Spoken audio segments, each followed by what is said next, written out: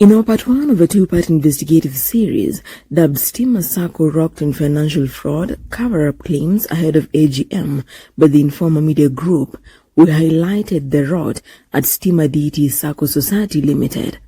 And in our second and final part, we unravel an intricate web involved in fraud, including issuance of cautionary public notice of former employees indicating they no longer work for the Sacco, almost a decade since they left the entity.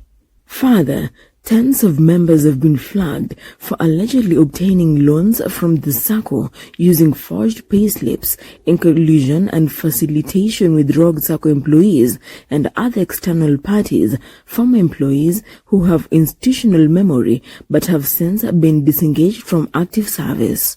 A public notice published on Daily Nation dated February 18, 2025 by Stima Sacco reads in part, quote-unquote, Stima Sacco Society wishes to inform the public and all stakeholders that Mr. Erastus Muturi is not an employee of the Sacco. Stima Sacco therefore disclaims any responsibility or liability for any transactions or communication purported to be from Mr. Erastus Muturi on behalf of the Sacco. End of quote.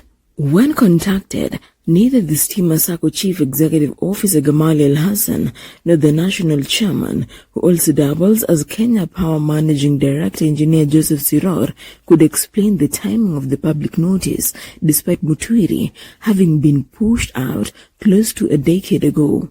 According to the notice, Stima Sacco said it will not be held liable for any losses or damages incurred as a result of such unauthorized activities by Muturi, and that all communication on its behalf by him should be disregarded. Our impeccable sources disclosed that former Sacco staff members and a handful of some serving are involved in the fraud racket of illegal processing of loans, some using forged payslips to increase the loan limit and the mandatory 1/3 rule of the salary. Our source who spoke on condition of anonymity revealed, quote-unquote, the fraud syndicate runs deep, involving former employees, Sacco employees, and Sacco members. Some members have used forged payslips to get loans and co-guarantee others, end of quote. Speaking to the Informa Media Group, Stima Sacco Communications Officer Jack Kulova, however, refuted the reports, saying they were frivolous.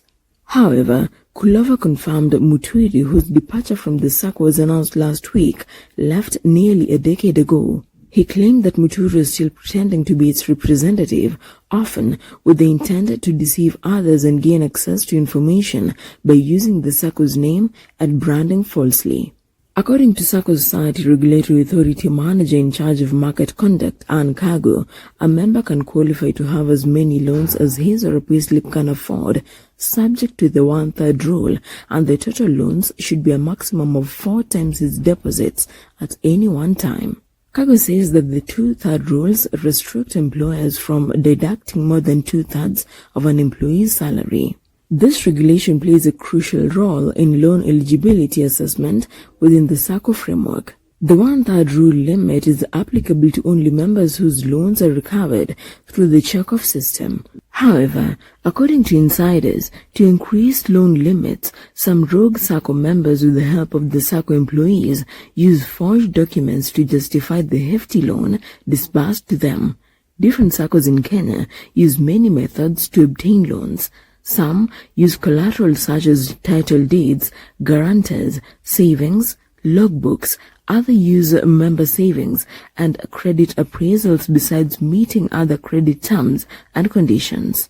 Loan application requirements are such as completing a loan application form, providing a copy of national identity card, providing certified payslips, and providing certified bank statements.